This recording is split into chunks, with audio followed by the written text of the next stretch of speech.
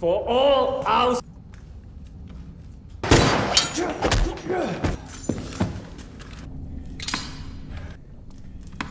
Yeah.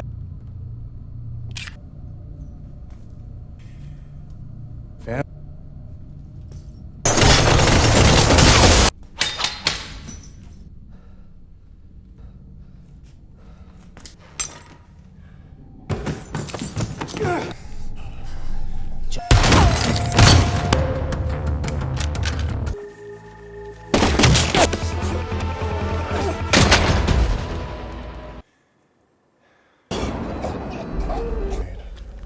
I don't know you.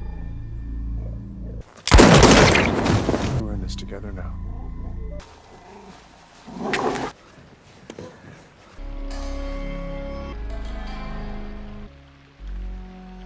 Far away.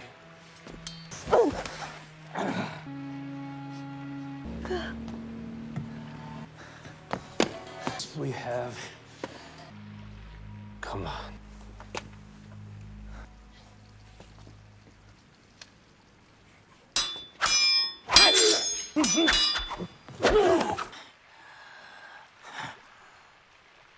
Look at even the blind man to see the right side.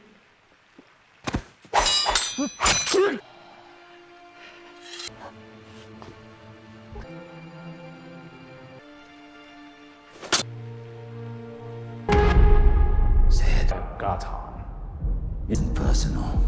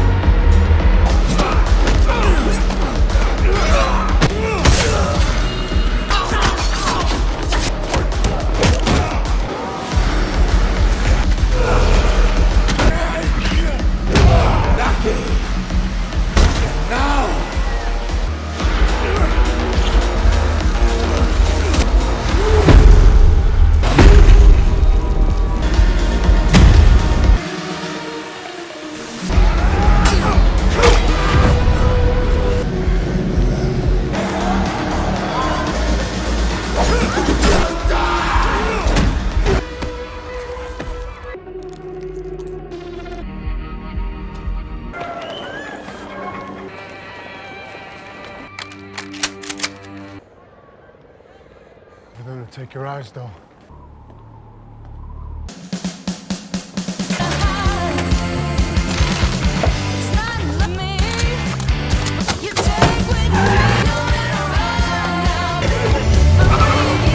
The place for all begins. 9mm pit viper. Capacity magazine with a built-in combi loads. 2-pound extreme king fangs.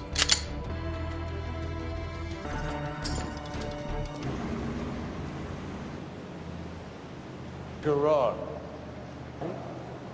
Long. Prophetic. The wide don't show. Winston.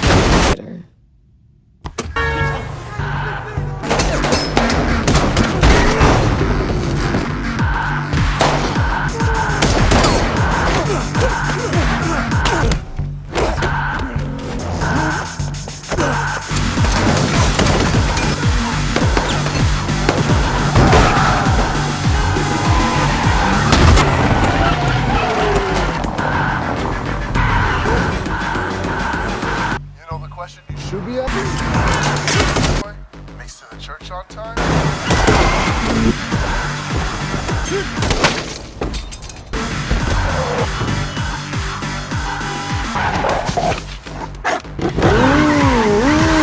A little traffic update. My listeners of the 8th.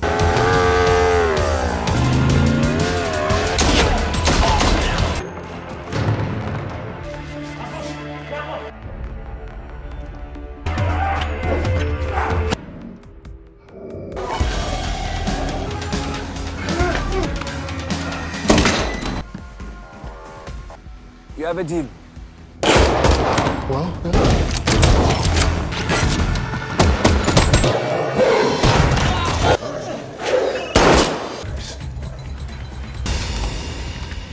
Went up.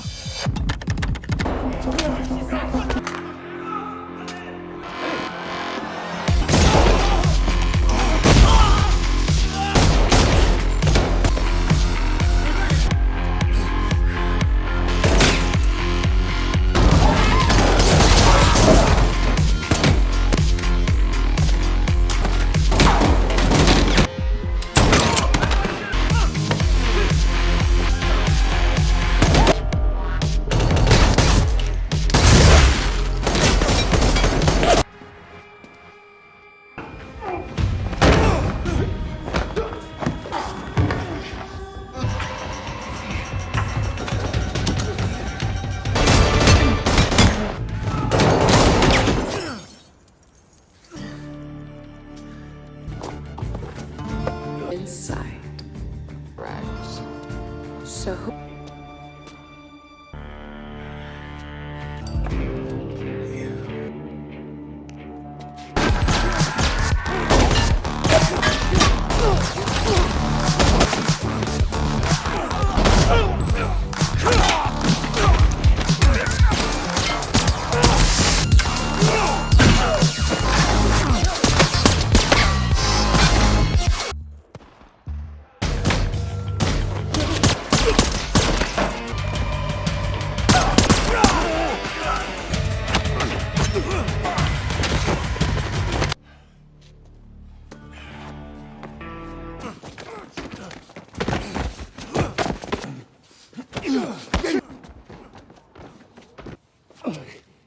it appears Mr. Wick won't be.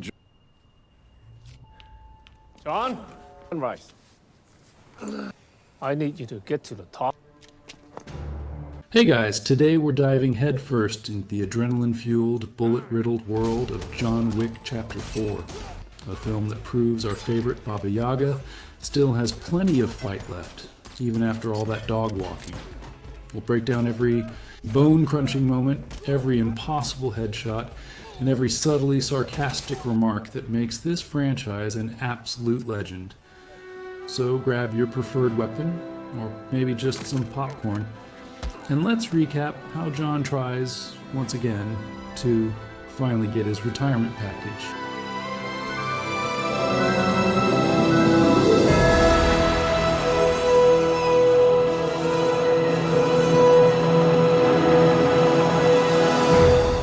John is still recovering, probably thinking about what kind of exotic tea he'd like when this whole mess is over, but the high table isn't done with him. Enter Marquis Vincent de Gramont, a man whose fashion sense is only outmatched by his ego and penchant for being absolutely ruthless. He strolls into the desert, finds the actual elder, the high table's literal old-timer, and promptly decides that the best way to prove you're in charge is to, well, execute him. It's a power move, all right? A bit like showing up to a potluck with a store-bought cake and telling everyone else theirs isn't up to snuff. The metallic clang of the Marquis' watch as he gives the order underscores his cold resolve. This guy means business, and his business is apparently making John Wick's life even more complicated, which, frankly, I didn't think was possible.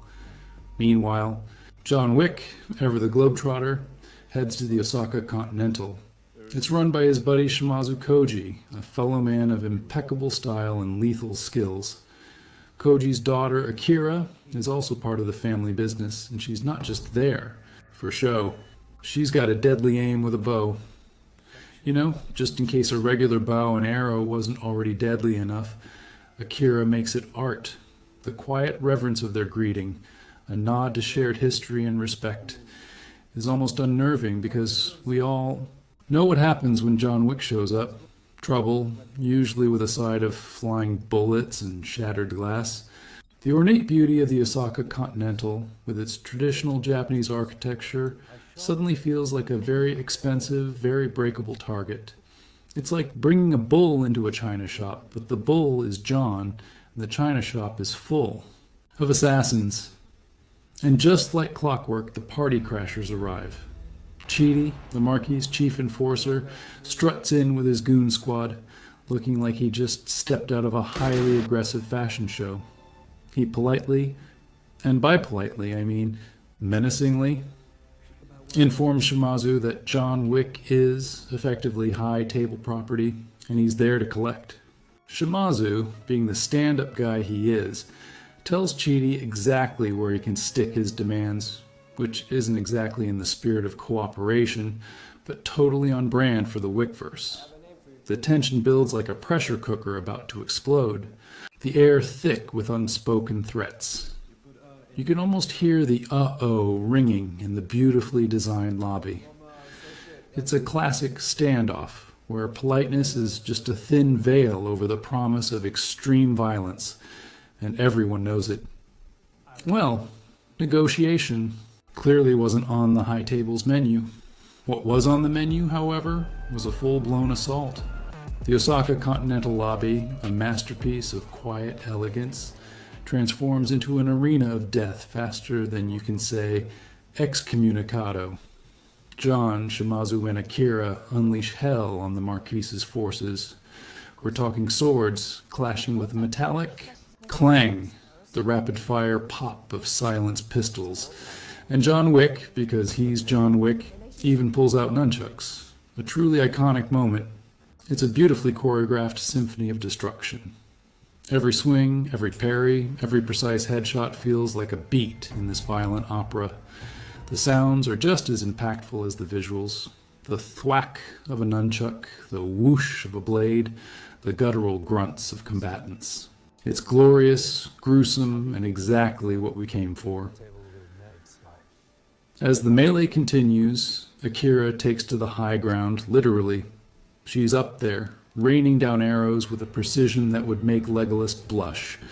The thwip of her bowstring is followed by the sickening thud of an arrow finding its mark, often pinning unfortunate goons to pillars or walls. It's a brutal yet elegant form of defense, showcasing not just her skill, but also the deep loyalty she shares with her father and John. She's not just shooting arrows, she's orchestrating a deadly aerial ballet. Meanwhile, John and Shimazu are still down in the thick of it, moving like human blenders, turning high table thugs into very confused, very dismembered statistics. The sheer volume of attackers is astounding. It's like they had a bad guy buffet. And everyone showed up. Just when you think John might get a breather, he finds himself in the steamy, metallic confines of the Osaka Continental kitchen. And because this is John Wick, the kitchen isn't for cooking. It's for creative dismemberment. Pots, pans, knives, everything becomes a weapon. The clatter of falling cookware mixes with the smack of John's fists and the thud of bodies hitting the linoleum. It's a cramped, claustrophobic ballet of brutal efficiency. You can almost feel the heat and humidity, hear the sizzle of something that's definitely not food. John is a whirlwind of motion, turning a culinary space into a carnage zone, proving once again that he can turn anything into a deadly instrument. Maybe the high table should have just ordered takeout instead. The fight spills into the beautifully tranquil Japanese garden, which, of course, becomes anything but tranquil. Shimazu, ever the loyal friend, faces off against Chidi in a magnificent yet heartbreaking sword duel. The clang of their blades reverberates through the garden, a stark contrast to the gentle rustle of leaves. It's a masterclass in swordsmanship, a beautiful and brutal dance. But Chidi, with his cold, efficient ruthlessness, proves too much, and Shimazu, in a truly noble act of sacrifice, falls defending John. The silence after the final blow, broken only by the mournful wind, is deafening. John Wick loses another friend, and the look in his eyes tells you that Chidi just signed his own death warrant, probably in triplicate. Akira witnesses her father's death, and her face hardens with a chilling resolve for vengeance. With the Osaka Continental reduced to a war-torn ruin, John makes his escape, leaving behind a trail of destruction and a new enemy in his wake. Akira, her heart heavy with grief but blazing with vengeance, confronts John. She makes it explicitly clear that she will seek out and kill Caine, whom she mistakenly believes is responsible for her father's death, though Caine was forced by the Marquis. It's a chilling promise delivered with a quiet intensity that speaks volumes. You can feel the weight of her resolve, the unwavering certainty that she will have her revenge. John, ever the harbinger of complicated situations, now has another person caught in his web of violence, and the ripple effects of his war against the High Table continue to spread. Next stop for our man John is Berlin, where he's on a mission to track down Killa, a rather large and aggressively eccentric German High Table member. Killa, by the way, is exactly the kind of guy who'd name himself Killa. He's got that energy. John finds him in a thumping, neon-lit nightclub that looks like a rave threw up on a casino. The bass vibrates through your chest, making it hard to think, which is probably Killa's preferred state of affairs. John navigates the pulsating crowd, a stone-faced predator in a sea of hedonism. It's a stark contrast to the elegant brutality of Osaka, but no less dangerous. The air is thick with smoke and desperation, setting the stage for yet another inevitable confrontation. Honestly, at this point, clubs should probably just ban John Wick from entering. In the midst of Killa's chaotic club, John spots a familiar face. Caine, a blind assassin who's not just good, he's terrifyingly good. Caine is casually playing cards, looking like he's just there for a quiet Tuesday night. Despite being surrounded by killers, Caine and John share a past, and it's clear Caine is only working for the High Table because his daughter's life hangs in the balance, a classic "darn it, they got my family" trope. The flick of a card, the subtle shift in Caine's posture, every detail hints at the immense skill and underlying tension. It's a tragic setup, two legends forced to potentially cross swords against their will.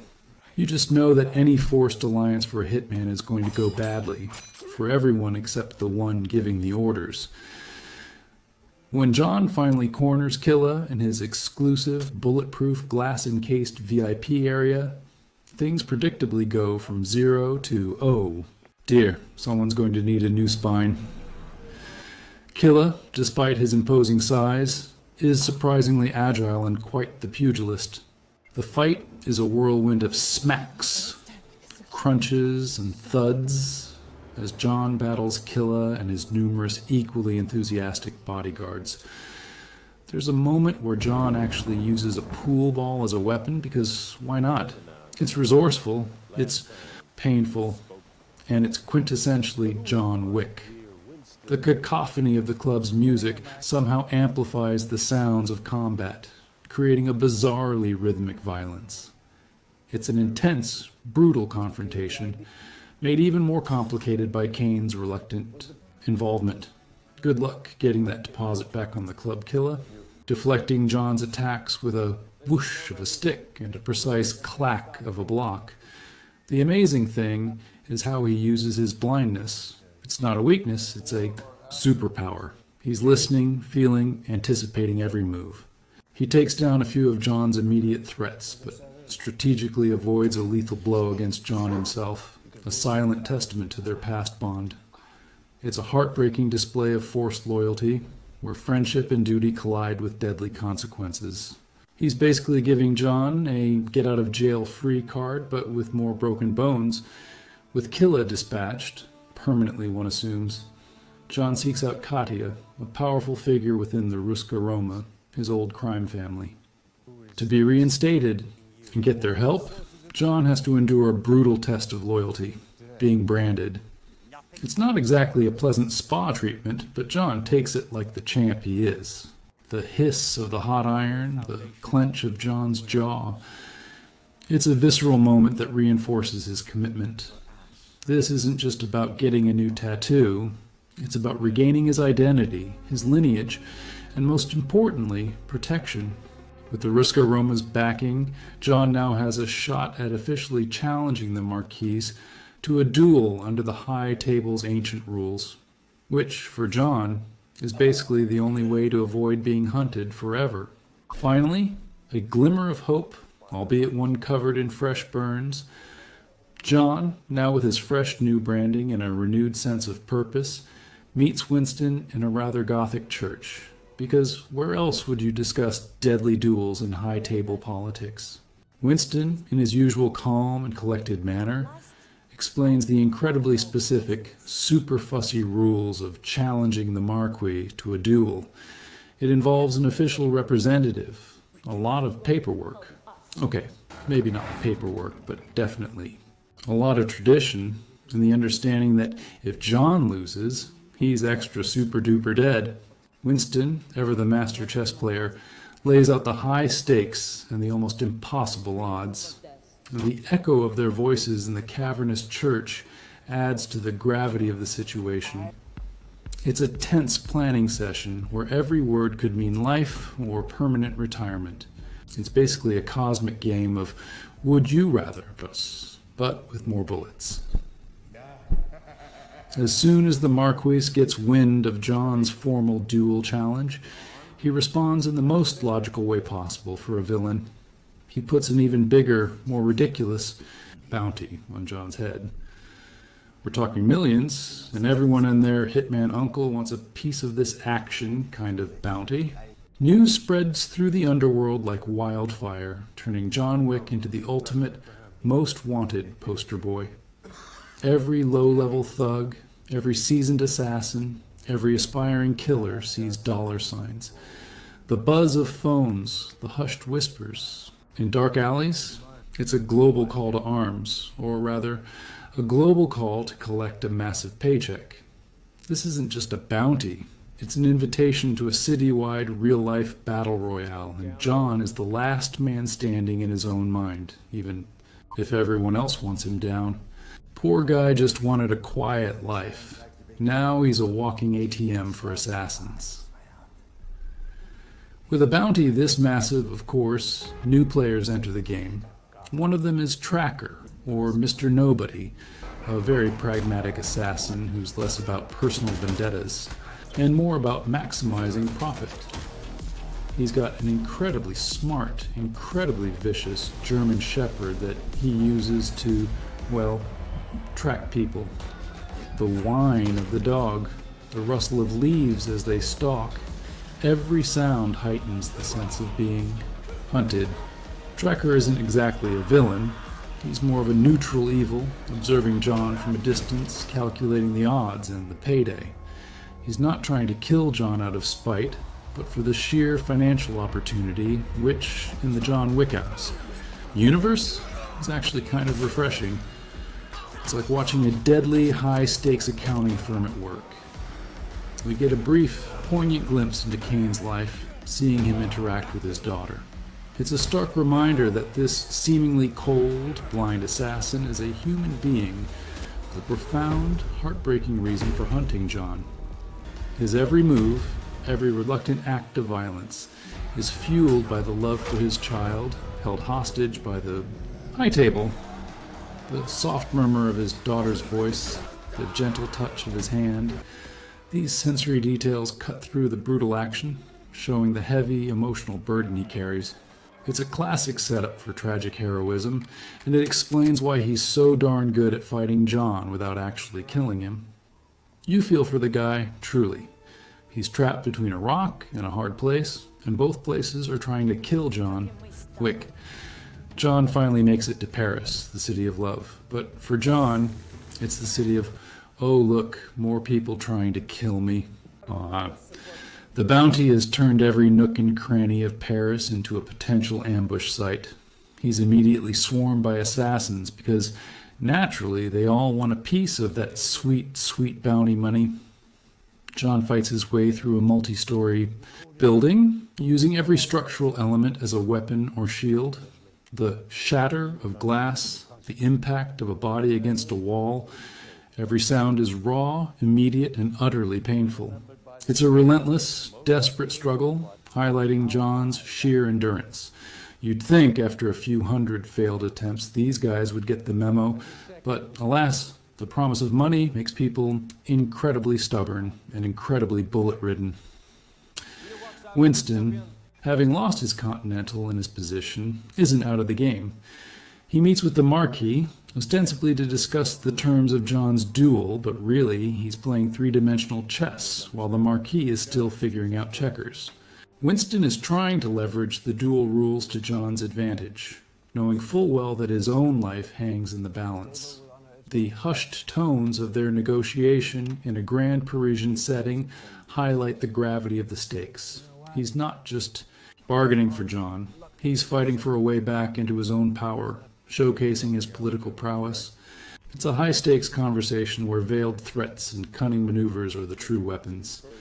Winston truly is the silent MVP, pulling strings like a master puppeteer. At a tense high-table summit, John's chosen representative, aided by the ever-dramatic Bowery King, officially confirms the duel challenge. The air is thick with anticipation and thinly veiled hostility. This isn't just a challenge, it's a sacred ancient right that even the Marquis can't fully override. The solemn declaration of the representative, the weight of the room's silence, it all adds to the gravity of the situation. It's a moment of truth, where John is finally playing by the high table's own rules, daring them to deny him his justice. Of course, the Marquis still has a few tricks up his impeccably tailored sleeve, like making sure John has to race across all of Paris to even make it to the duel on time. Because a fair fight is just too boring, apparently. And with the duel set for dawn at Sacré-Cœur, John finds himself in a literal race against time and against every assassin in Paris. The Marquis, being the rule-bender he is, puts an ever-increasing bounty on John's head every minute he's late.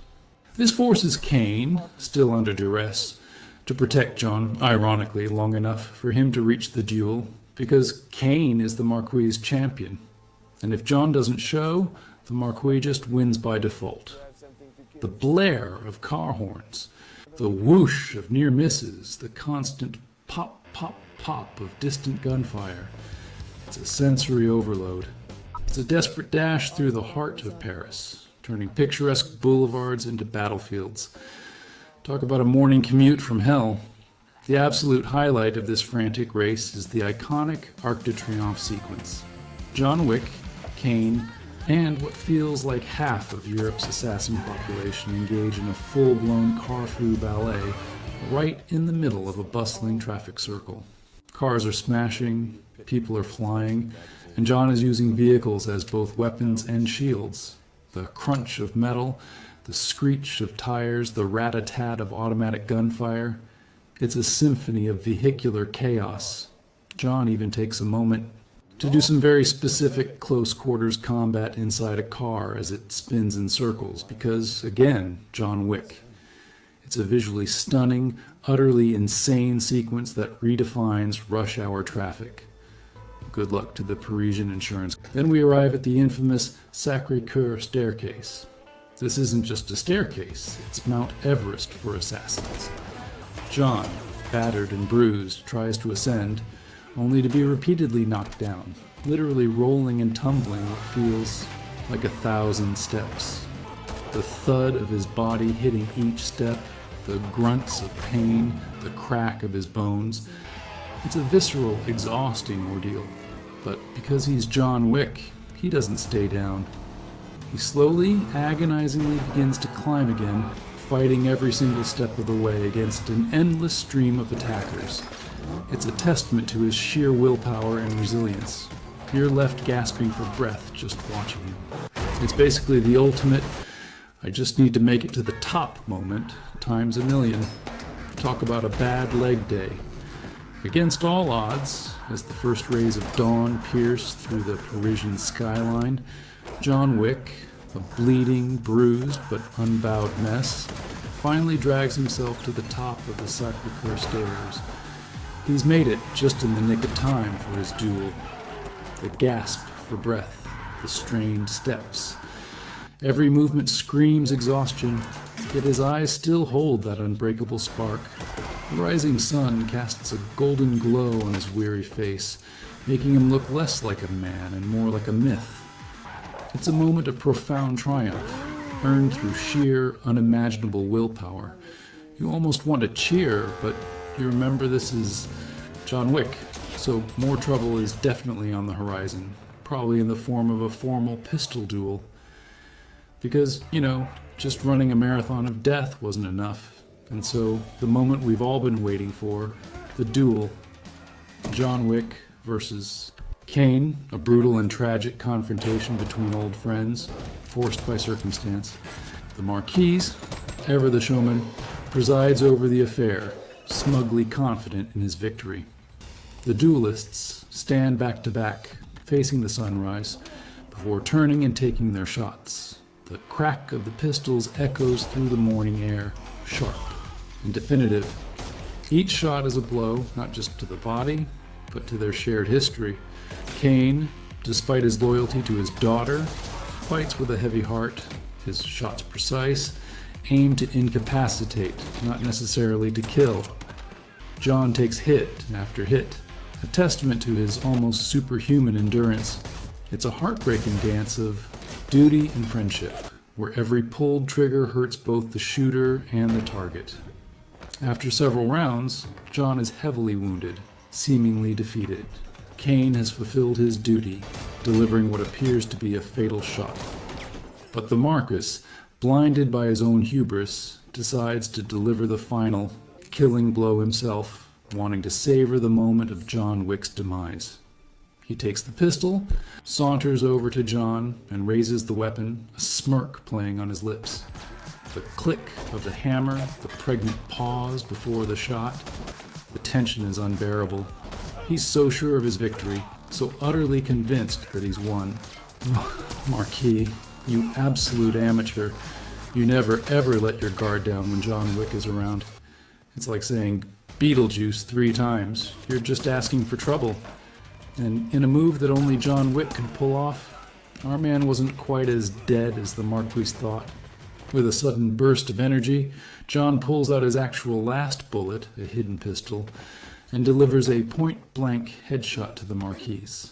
The thwack of the bullet, the shock on the Marquis' face, it's a moment of pure, unadulterated, satisfaction. The high table members gasp, utterly stunned by this unexpected twist. John Wick, the ultimate underdog, has beaten the system, using its own archaic rules against it. The duel is over. John is free. The weight of the world seems to lift, if only for a moment. It's the ultimate mic drop, but with more cranial trauma. After his final, triumphant act, John Wick, spent and mortally wounded, slowly collapses onto the steps of Sacré-Cœur. His loyal dog, now by his side, nudges him gently. He looks out at the rising sun, a peaceful expression on his face, as if finally, after all these years, he has found the peace he so desperately sought. The gasp of his last breath, the stillness of his body, it's a poignant, somber ending to a brutal saga. He's free, but at the ultimate cost. It's a moment of quiet reflection, a man who lived by the sword finally putting it down. A fitting end for the Baba Yaga, at least for now. Months later we see Winston and the Bowery King standing over John's grave, a quiet testament to a man who truly was a legend. His loyal dog is there too, a silent guardian. They reflect on his legacy, a man who fought for his freedom until his last breath. The rustle of leaves, the distant hum of city life, These subtle sounds underscore the quiet finality of the scene. It's a thoughtful send-off for a character who redefined action cinema. But wait, there's a post-credits sting. Akira, still driven by vengeance, approaches Caine, confirming her vow. The sharp whisper of her warning, the clench of Caine's face. It's a chilling reminder that the cycle of violence in this world never truly ends. Even with John gone, the repercussions of his war continue to echo. Perhaps true peace is a myth in this universe, or maybe it's just something you have to keep fighting for, even beyond the grave. And that, my friends, is where John Wick's epic, bone-shattering, endlessly rewatchable journey for now comes to a close. If you had a good time with this, like and a subscribe is a free way to help me keep making more. You are free. You will be...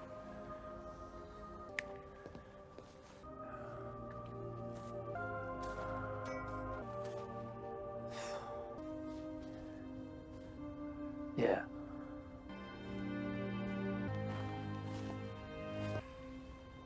Willie. Of course.